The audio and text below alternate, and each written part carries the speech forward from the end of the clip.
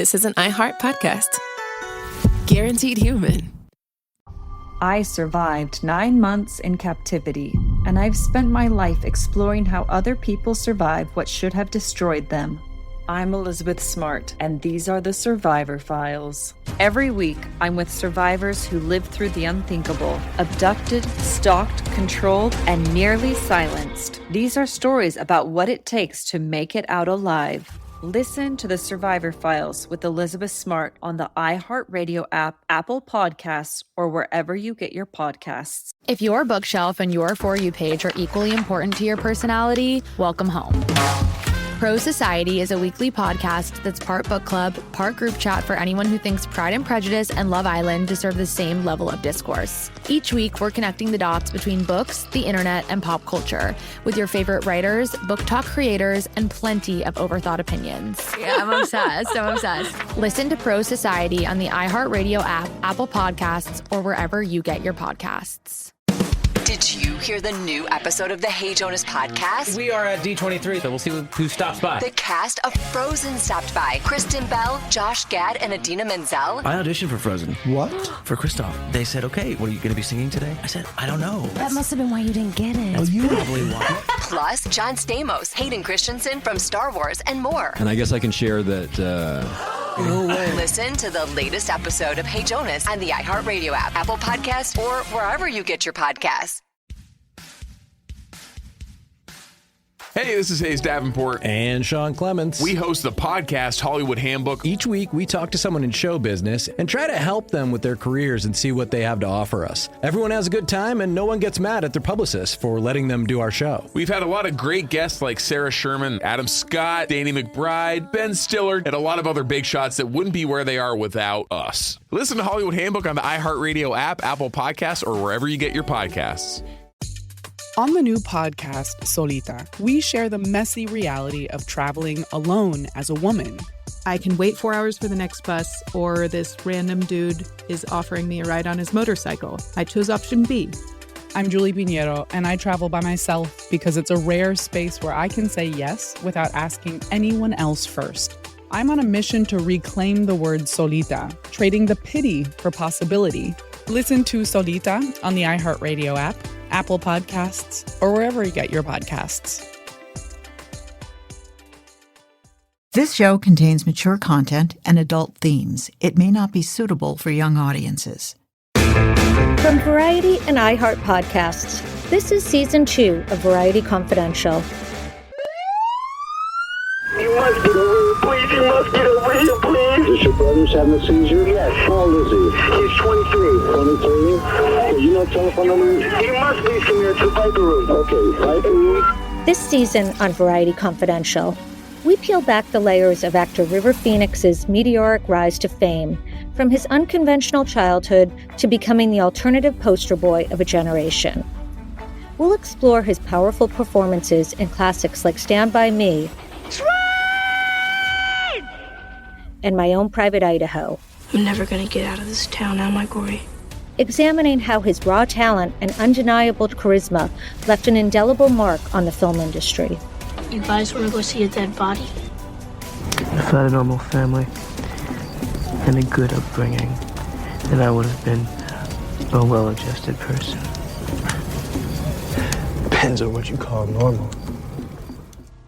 I'm Tatiana Siegel, Executive Editor of Film and Media at Variety, and I'm here to take you through the extraordinary life of one of Hollywood's most celebrated stars, River Phoenix.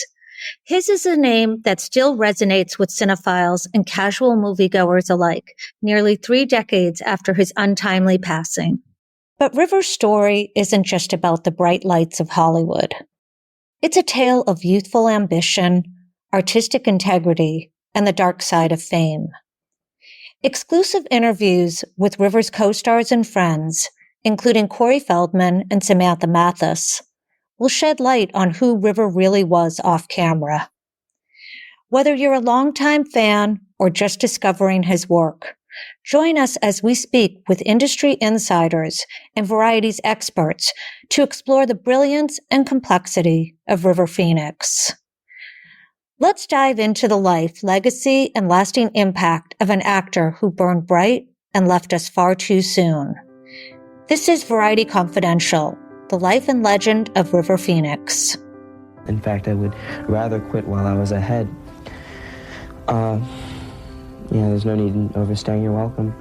River Phoenix was born on August 23rd, 1970, into a family that embraced an unconventional lifestyle. His parents, Arlen and John Bottom, were deeply enmeshed in counterculture of the 1960s and lived mostly on the road with their 5 children. River, the eldest, followed by Rain, Joaquin, Liberty, and Summer.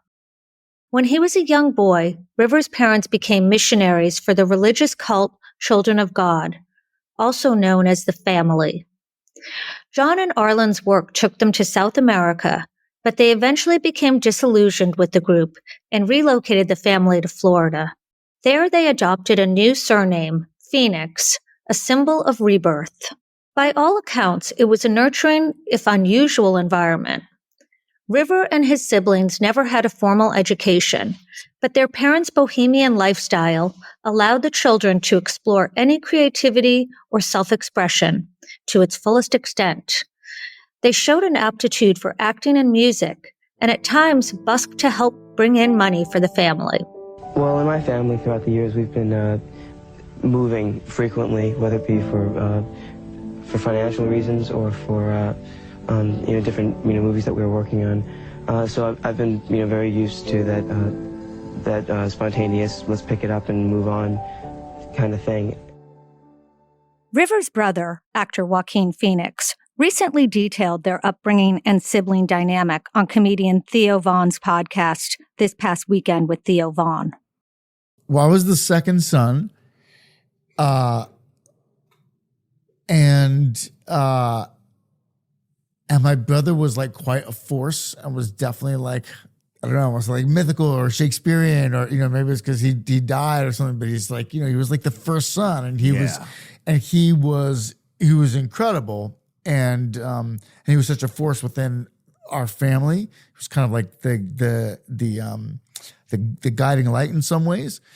He's the one that acted first, and we used to sing on the streets, and he played guitar and kind of like oversaw. He was like the lead singer? He was the lead singer, and he was the guitarist, and kind of oversaw everybody. And he was such a strong but gentle force within the family. This upbringing not only shaped River's worldview, but also ignited his artistic passions early on, laying the groundwork for his future career in Hollywood. His breakthrough came in 1985 with the TV movie Surviving, A Family in Crisis, which showcased his talent to a broader audience. But it was 1986's Stand By Me that catapulted him into the spotlight, establishing him as a household name. In Variety's oral history of the movie, director Rob Reiner says it was Phoenix's star power that helped the movie find distribution. As he tells it, nearly every studio in Hollywood had passed on the coming-of-age film when they convinced New Columbia Pictures production head Guy McElwain to screen it. But the most crucial members of the audience were McElwain's 2 daughters. About halfway through, they were in love with River Phoenix. Bruce A. Evans, who produced and co-wrote the film, remembers. In the film, 14-year-old River is a standout as spiritual leader Chris Chambers, alongside co-stars Corey Feldman as hot-tempered Teddy Duchamp, Will Wheaton as sensitive Gordy LaChance, and Jerry O'Connell as wisecracking Vern Tessio. It's been decades since, but Corey Feldman says he still cherishes those memories on the Stand By Me set with River, whom he called one of the great iconic actors of our time. I would say River was like the James Dean of our generation.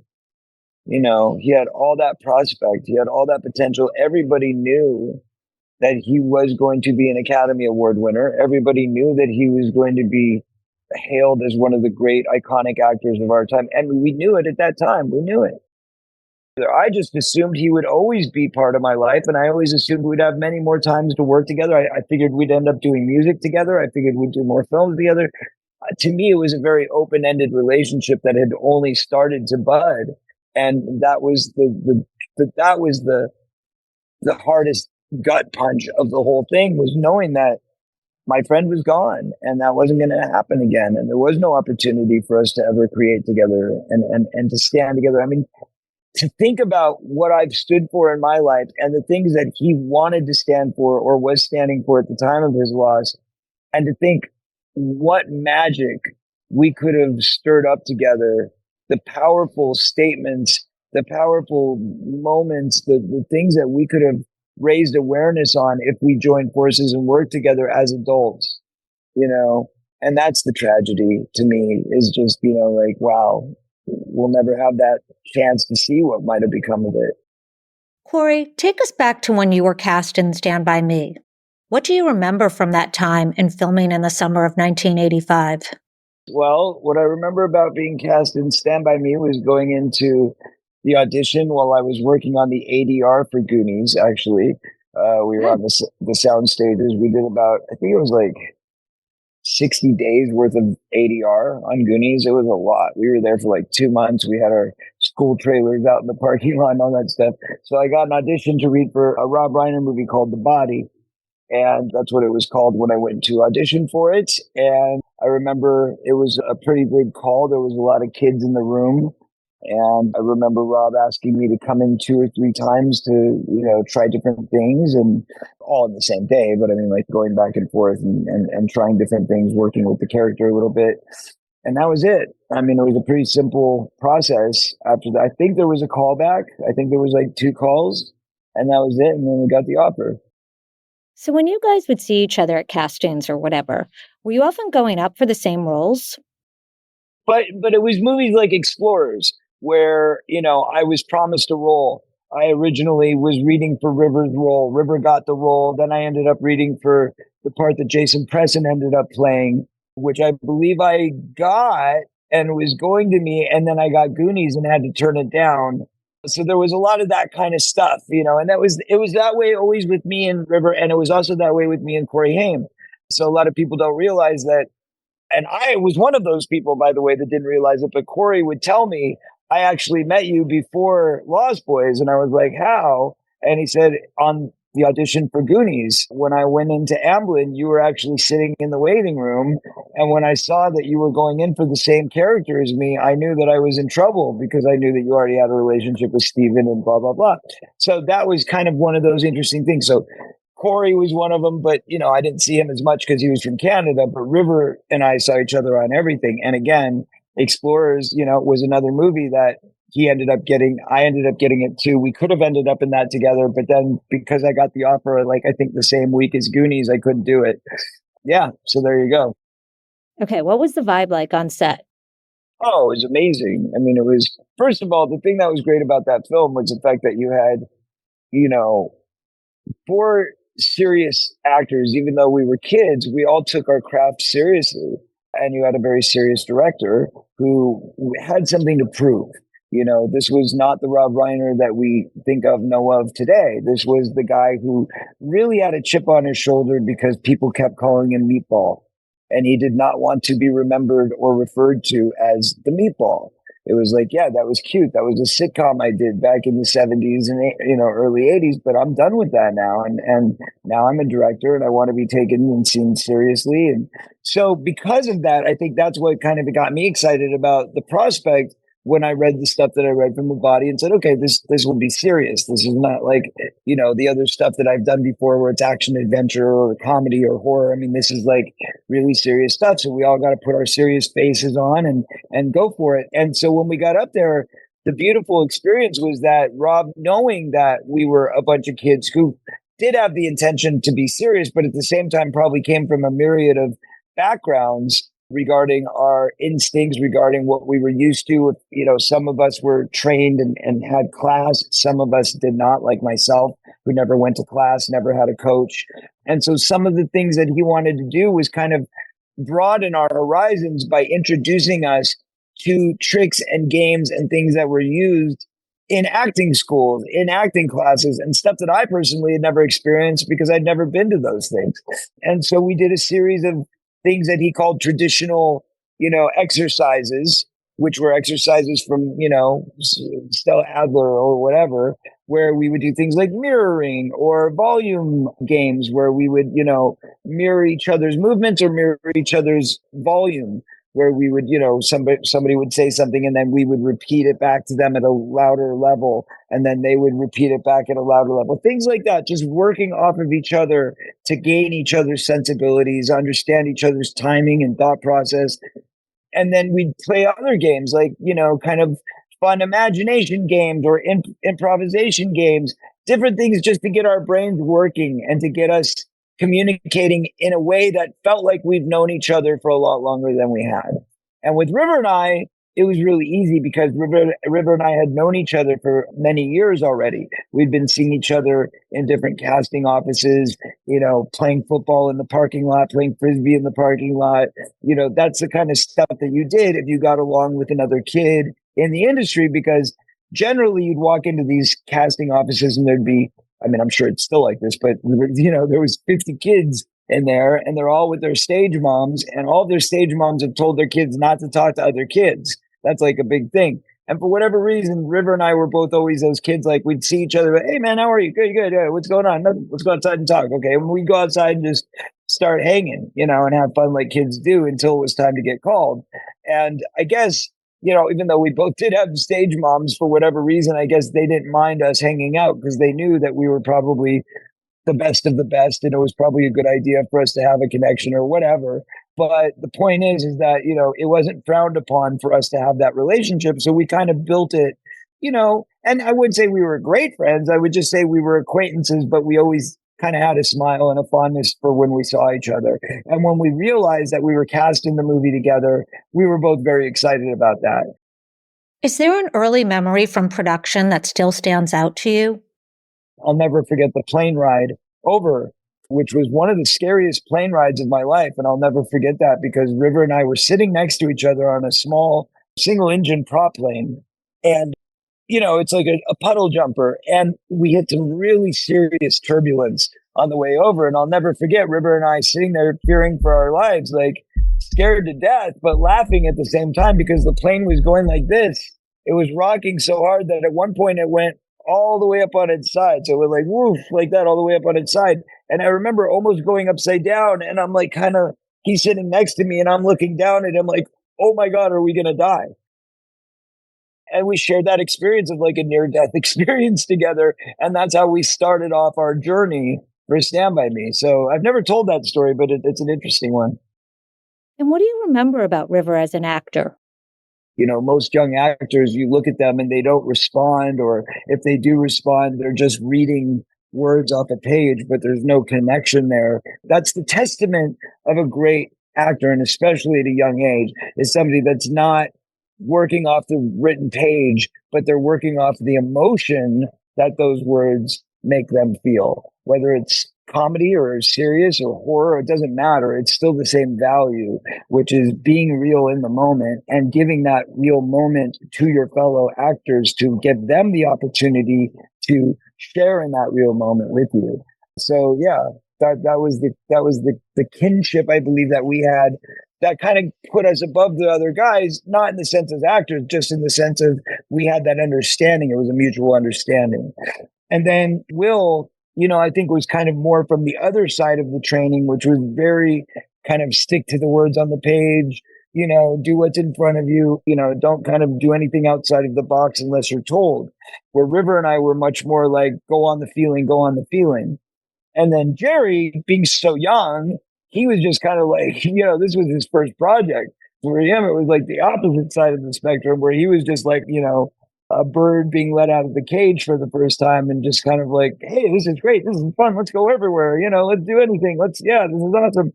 And he brought that to his character, and he brought that to the scenes, and all of that innocence and that sweetness that's in his character, I think was very genuine to Jerry and who he was. What was like the vibe like when cameras aren't rolling? You seems like almost like summer camp. Like you guys are all the same age, or we're all the same age, and it had to have been a lot of fun. It was amazing until River had his family upheave him from the hotel and move them all to a house outside of town. So when we were all staying in the same hotel, It was a blast. We were having an amazing time. It was maybe a little bit too much fun. But when his family, his mom Arlene, decided that they wanted to rent a little, family ranch home outside in the suburbs, which was about 40 minutes away from city, obviously I would go out there and stay with them sometimes, or River would come stay in my hotel room with me sometimes. But for the most part, it created this separation between us, which was kind of depressing because we were really excited and enjoying that camaraderie and enjoying that kind of summer camp vibe, which of course you still got on the set, but it was a little bit different because you're working. So, but we had some great times. I mean, that was the first nightclub I ever went to in my life was with River. And it was an under 18, like a age 15 to 18 type nightclub.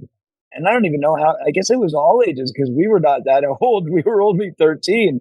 I don't know how we got into that place, but they were letting us in. So we went to our first nightclub for kids, and it was all, like I said, 13 to 18-year-olds, dancing to Depeche Mode and all the goth type 80s music that was out there. And I'd come in, and River and I would have little Michael Jackson dance-offs. People don't realize this, but River could also dance, and he liked to dance like Michael also, although it was never seen on camera, but he would do it. And we would go to this nightclub called the Met. That was the name of the club. Actually just ran into somebody at the Comic-Con that I did last weekend who was like, "Oh, I remember you from Eugene, Oregon. I don't know if you know this, but I went to that nightclub with you." I said, "What was it called?" They said it was the Met. I was like, "That's right." So that's why I have that information fresh on me. But yeah, so we would go to that nightclub together. We famously got drunk together. I think it was my first time being drunk. I'm not sure about his. And then we also famously smoked weed together for the first time, which is really weird. But that was on set, offset of the movie. We didn't do it on set, obviously, while we were working, but it was through people that were associated with the set. And that's how we ended up getting the weed in the first place. So basically, one of the crew members brought us to his room and smoked us out. And of course, that was not, that's taboo, right? You shouldn't be doing that, but they did.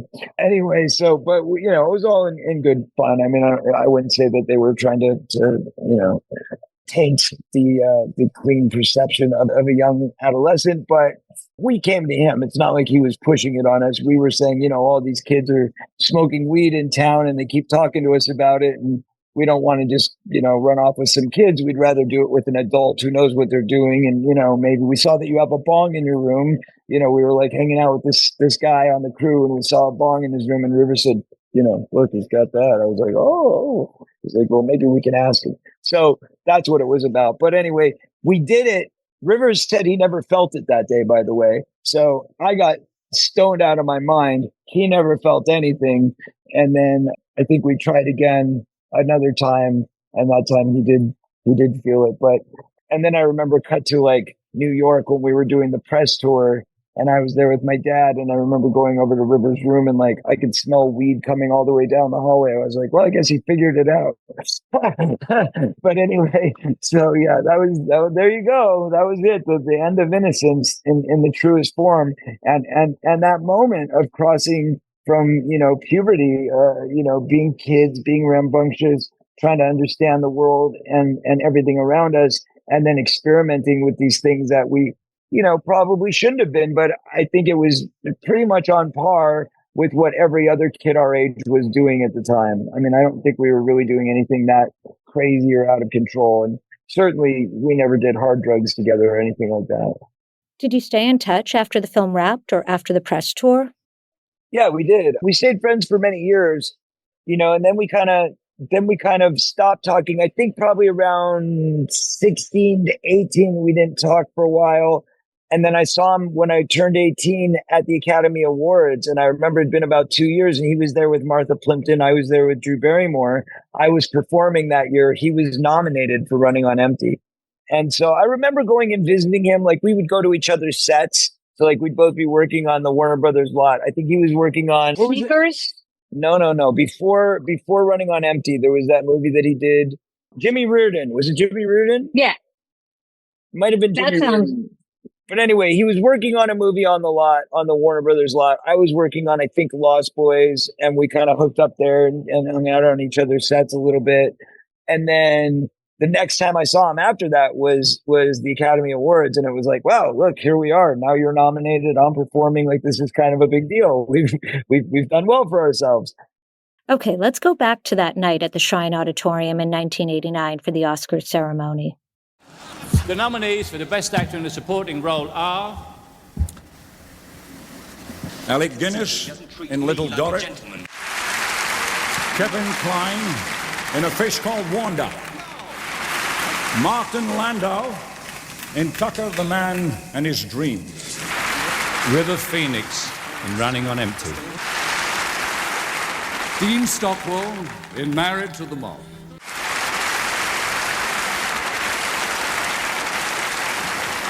and the Oscar goes to Kevin Kline in A Fish Called Wanda. Corey, what happened next?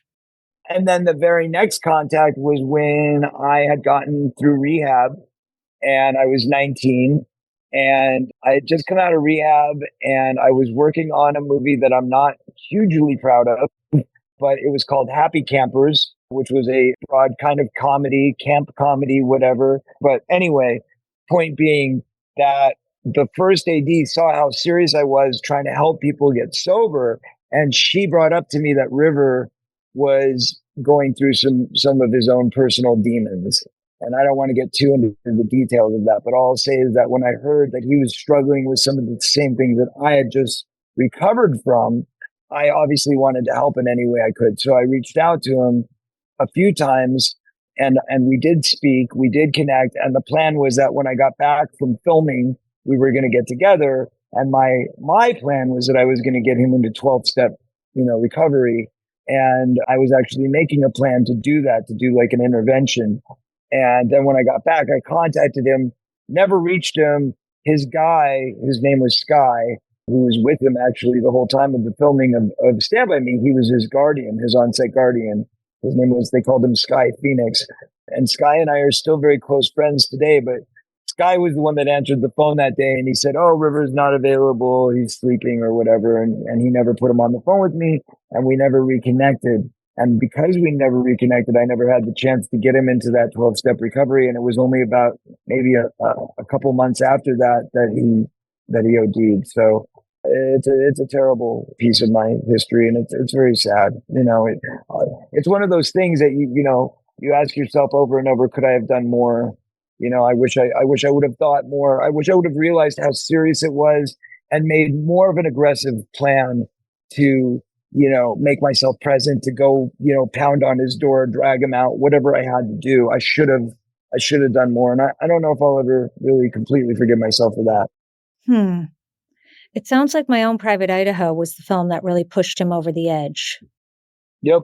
That's what the lady, her name was Chris Kringle. She had just worked with him on that film.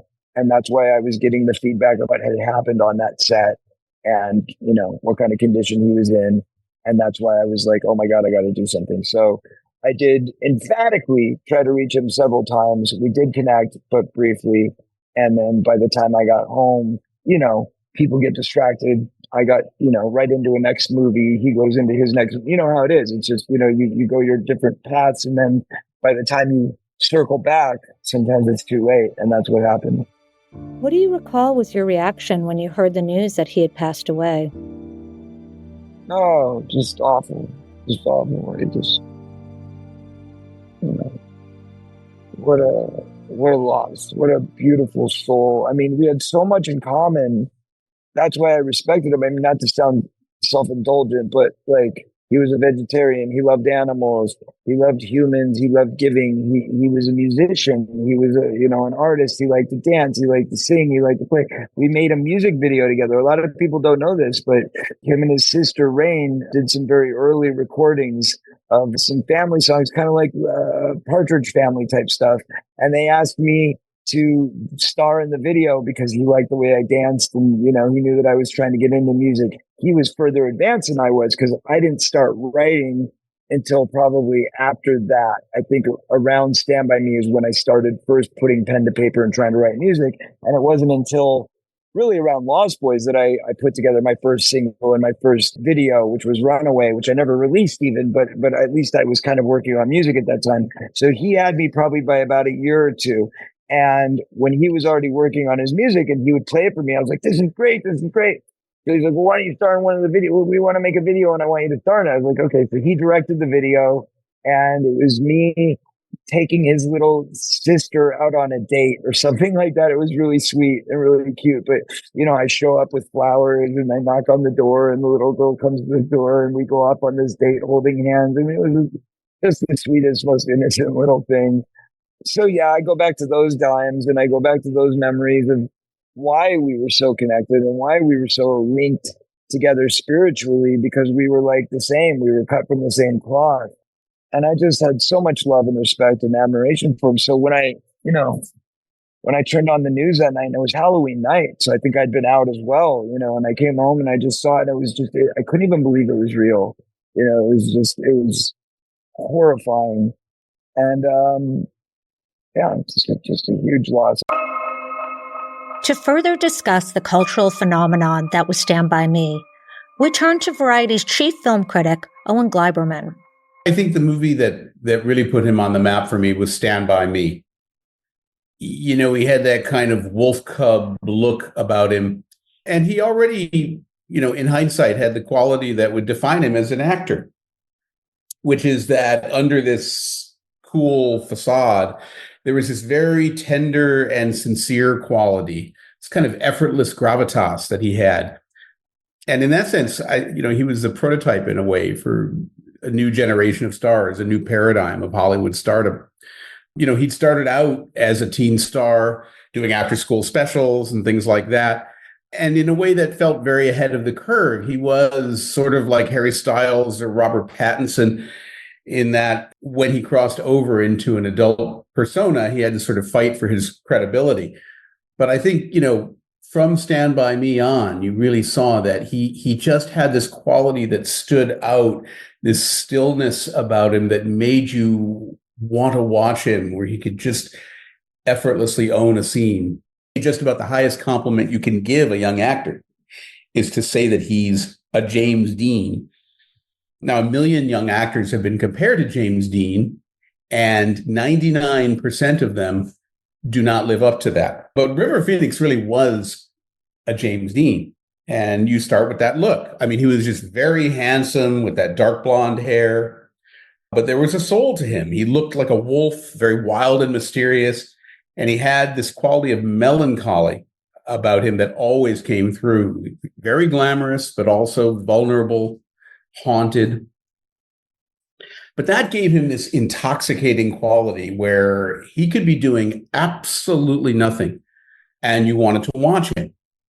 And part of what was so James Dean-like about River Phoenix is that he did seem to be nursing some buried, kind of far-off ache, some kind of wound. And you wanted to get in touch with that. You wanted to know what it was. You kind of wanted to take care of him. I think River Phoenix stood out in that movie by seeming more like a 70s actor. I think those kids were all pretty good in the movie, but you know, they were kind of punchy and a little bit shticky, some of them. And he was willing to kind of be laid back and not say anything and just, you know, kind of command a scene through his presence. And I think that's a quality he carried through all his roles. He often played these kind of quiet, introspective characters where he wasn't ruling a scene through dialogue, although he could do that too. And there was something, it was more like just his presence. There was this quality he had that drew you to him. It was very nonverbal in a way. And I think that comes across in Stand By Me. That's what makes him the most magnetic of those four, is that he's the one of these boys who has kind of a quality of mystery about him. With his newfound fame, River took on ambitious roles that further highlighted his talent. Films like The Mosquito Coast and Running on Empty earned him critical acclaim and solidified his status as a rising star. Let's listen to this 1988 interview from Toronto's CFTO News.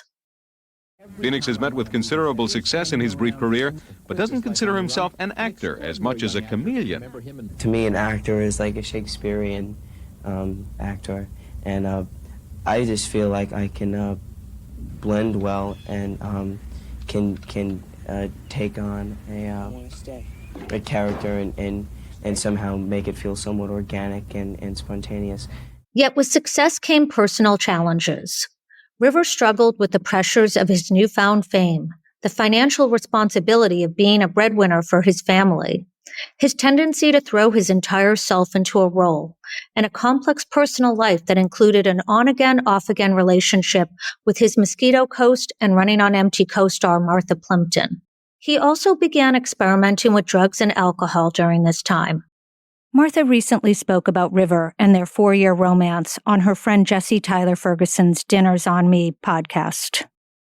River was certainly more famous than I ever was. I mean, he got an Oscar nomination, obviously. Right.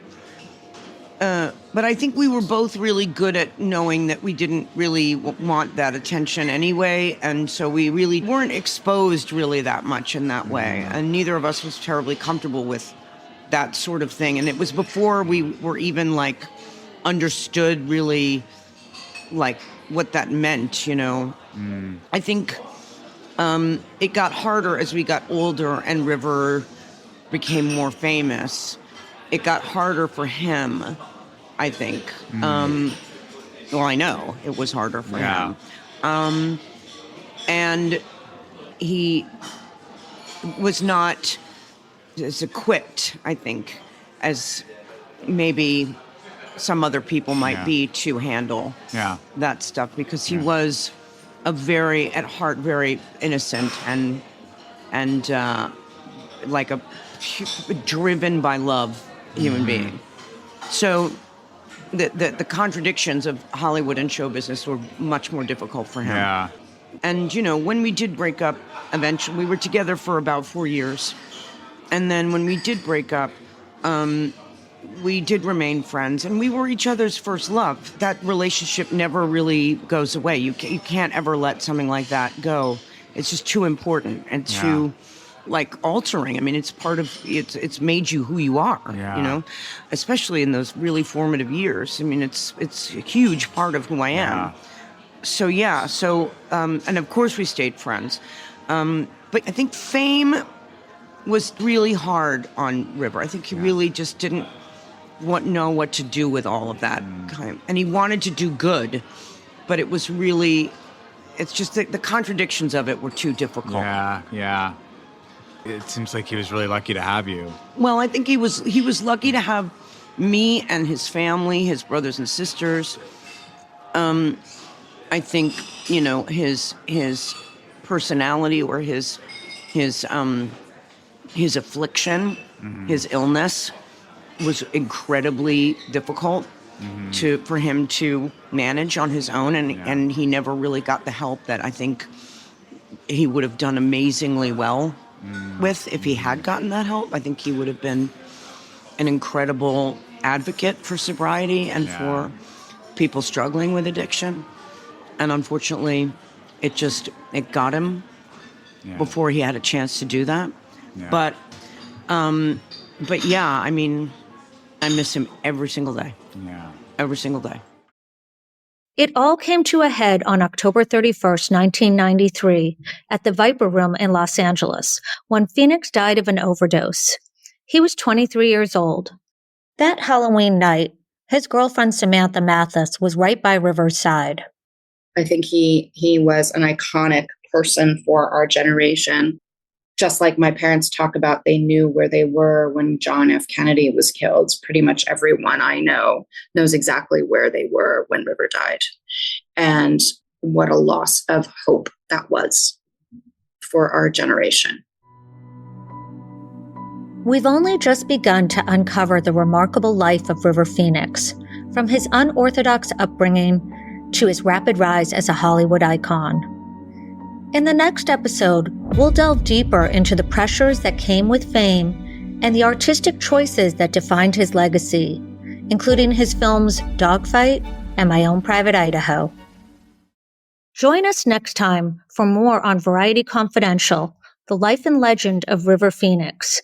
Don't forget to subscribe wherever you listen to podcasts.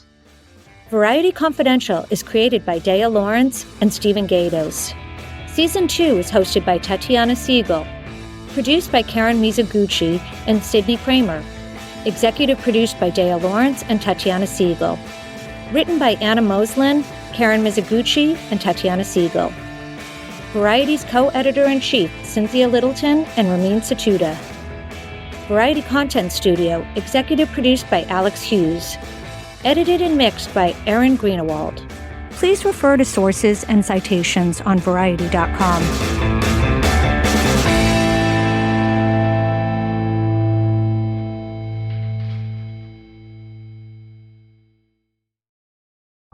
I survived 9 months in captivity, and I've spent my life exploring how other people survive what should have destroyed them. I'm Elizabeth Smart, and these are the Survivor Files. Every week, I'm with survivors who lived through the unthinkable, abducted, stalked, controlled, and nearly silenced. These are stories about what it takes to make it out alive. Listen to the Survivor Files with Elizabeth Smart on the iHeart Radio app, Apple Podcasts, or wherever you get your podcasts. If your bookshelf and your For You page are equally important to your personality, welcome home. Pro Society is a weekly podcast that's part book club, part group chat for anyone who thinks Pride and Prejudice and Love Island deserve the same level of discourse. Each week, we're connecting the dots between books, the internet, and pop culture with your favorite writers, book talk creators, and plenty of overthought opinions. Yeah, I'm obsessed. Listen to Pro Society on the iHeart Radio app, Apple Podcasts, or wherever you get your podcasts. Did you hear the new episode of the Hey Jonas podcast? We are at D23, so we'll see who stops by. The cast of Frozen stopped by. Kristen Bell, Josh Gad, and Adina Menzel. I auditioned for Frozen. What? For Kristoff. They said, okay, what are you going to be singing today? I said, I don't know. That must have been why you didn't get it. That's probably why. Plus, John Stamos, Hayden Christensen from Star Wars, and more. And I guess I can share that... No way. Listen to the latest episode of Hey Jonas on the iHeartRadio app, Apple Podcasts, or wherever you get your podcasts. On the new podcast, Solita, we share the messy reality of traveling alone as a woman. I can wait 4 hours for the next bus, or this random dude is offering me a ride on his motorcycle. I chose option B. I'm Julie Pinheiro, and I travel by myself because it's a rare space where I can say yes without asking anyone else first. I'm on a mission to reclaim the word solita, trading the pity for possibility. Listen to Solita on the iHeartRadio app, Apple Podcasts, or wherever you get your podcasts.